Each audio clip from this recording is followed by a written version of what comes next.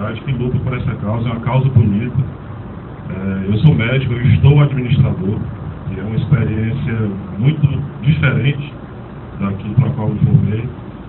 E, assim, no momento em que a gente assumiu a direção da Santa Casa de Canindé, eu tive na pessoa da federação, na pessoa da FEMIS, particularmente, com contato com o Pedrinho, com o Fernando também, a base para hoje aquilo que a gente tenta fazer em termos de administração.